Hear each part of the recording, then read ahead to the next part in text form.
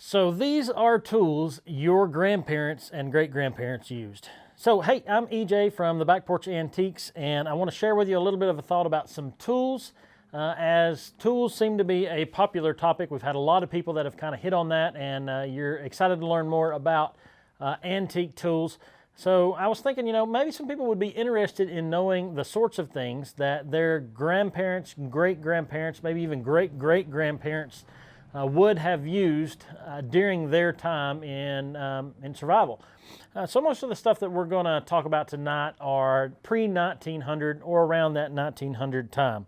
And again, that would have been the time of my, I guess, great and great-great-grandfather. So depending on how old you might be or how young you might be, depends upon what era of ancestry these tools might have been used. So I want to start with just a little bit of a thought about where we live. As many of you know, and you may not be from this area watching it, but we live in eastern Tennessee, and around the turn of the century, at least the turn of the last century, around 1900, tobacco production was a major cash crop for this area and those like it near us, southern Appalachia. A lot of people grew, and specifically to our area, burley tobacco. And this tool would have been used by all of those. It seems as though tobacco production was a staple for almost any family, and maybe one day I'd like to do a specific video on tobacco production and how that impacted our economy and the livelihoods and the fortunes that we now know, some of us, anyway, but they were... a lot of people grew tobacco, and you're probably familiar with a tobacco knife that looks kind of like a hammer and has a long handle, and it's used to chop. Those would have really been 1940 and newer. So before that, before there was a mass production of what's called a spud, if you know about the crop, just a quick rundown. Tobacco is grown, it's a stalk crop. When it matures, it's cut out at the ground, and there is a cone piece that goes on top of a piece of wood, and that stalk is shoved down over that tobacco stick, and then it's hung in the barn to cure. So before there was machine technology to make those spuds or spears or whatever you want to call them, they're metallic cones used to separate the tobacco stem to go over the tobacco sticks. Anyway, so before that, these S knives were used.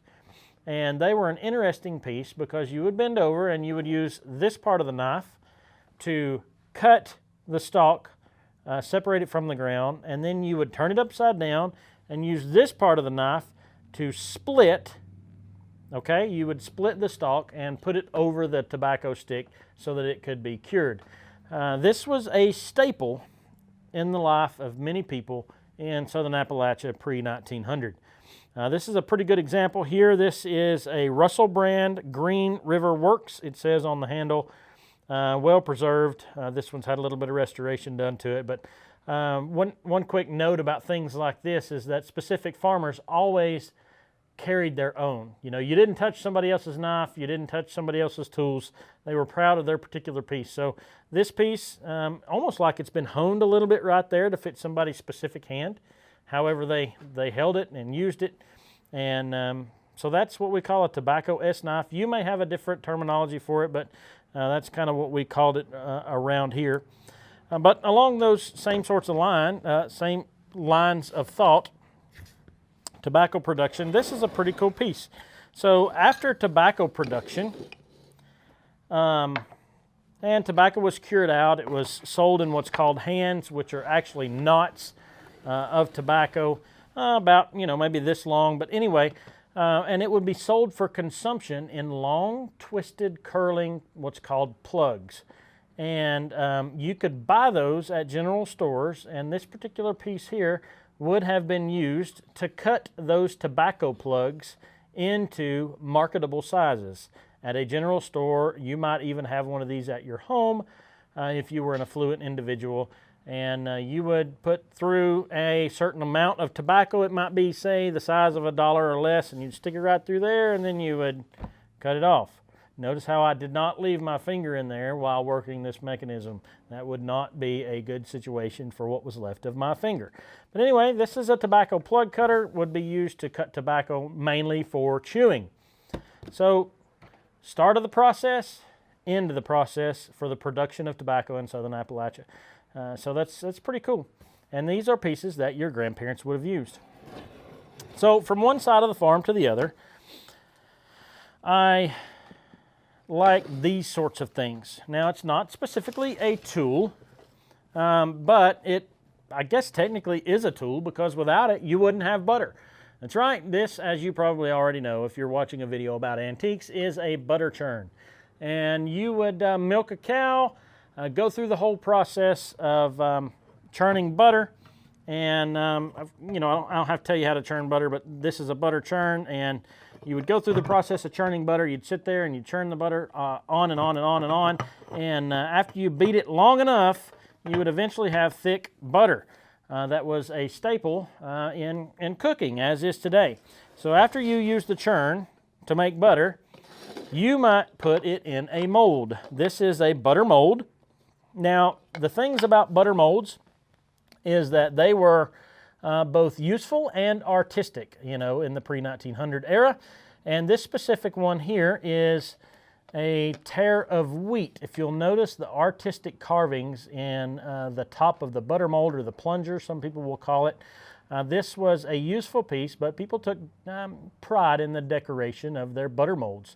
Long story short, you would take the butter from the churn or the storage device.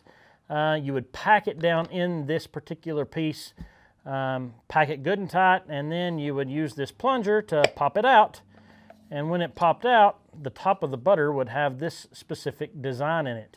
Now, these are highly collectible by today's standards, and very useful by those standards so many yesteryears.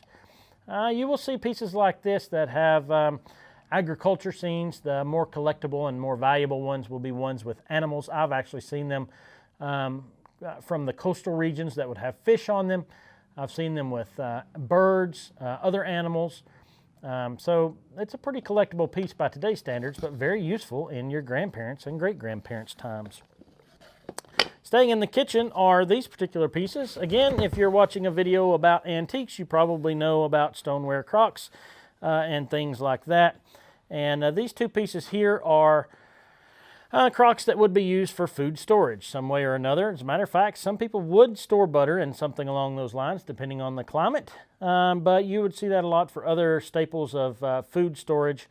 But crocks, by today's standards, are very collectible, especially East Tennessee crocks in my region, in our area.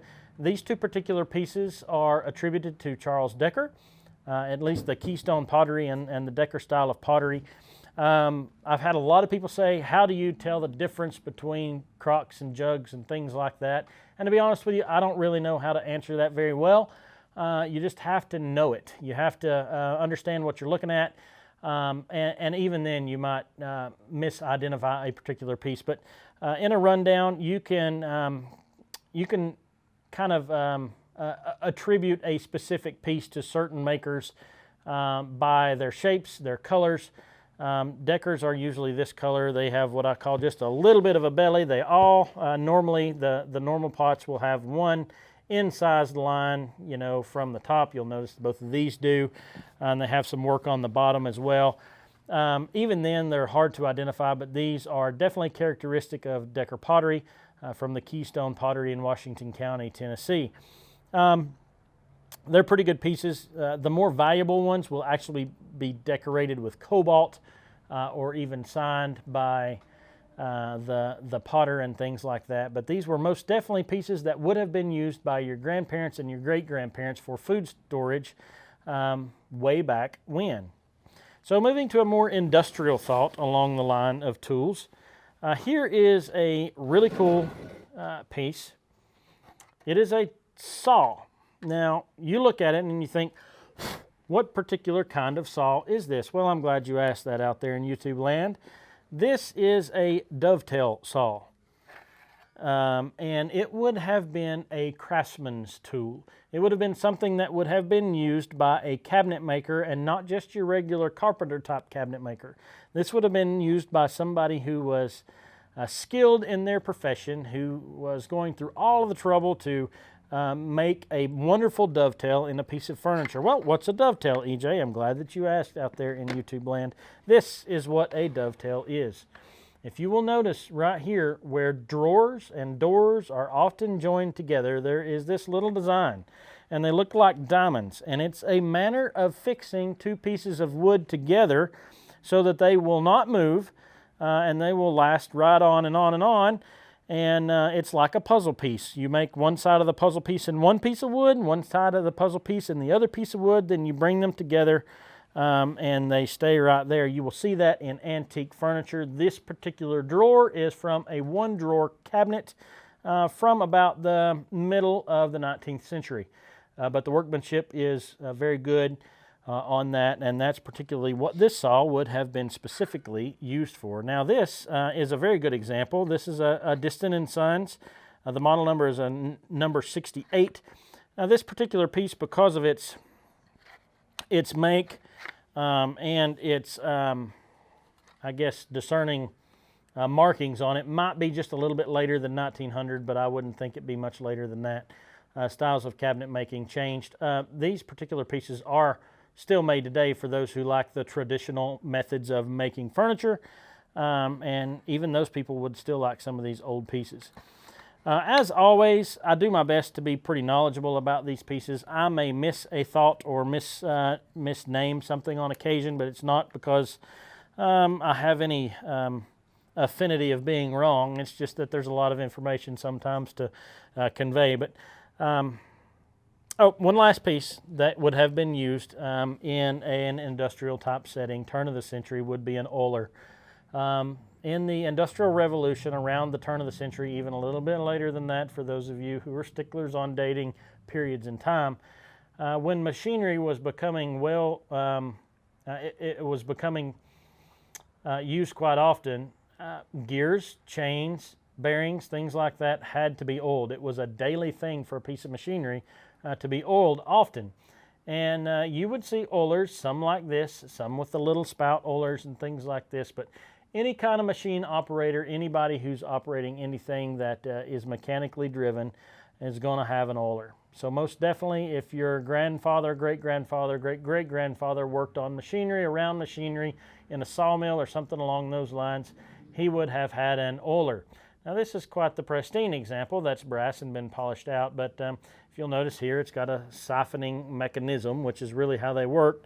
You push this little trigger right here. You probably held it something like this, and I'll have to wipe my fingerprints off of this pretty piece and simply go about that. And I can feel the air coming out of that. Expected actually a little oil to come out, but maybe that was never used. But and oil would come out to lubricate whatever it is that you're working with. There's a lot of them still around because there was a lot of them used on machinery way back when. So I hope this is a good little thought about some of the things that we have in our store, but especially every piece is a memory. And these are some of the pieces that your great-grandparents and even older might have used. A lot of history here. Maybe it's helped you think a little bit about some of the ways that people lived 150 years ago or so. If you have any questions, feel free to drop a comment or to give us a direct message and things like that. Again, don't hold me too accountable on being exactly correct on everything. I do the best that I can do, but my end goal is to share the thought about how awesome history is through the pieces that we share on a daily basis in an antique store, and for those of us who are collectors. So as far as I know, I think that's all that I've got to say about these pieces. If you've like I said, if you got any questions or anything like that, give us a yell and do us a favor and subscribe to our channel and like our video. I'll catch you later.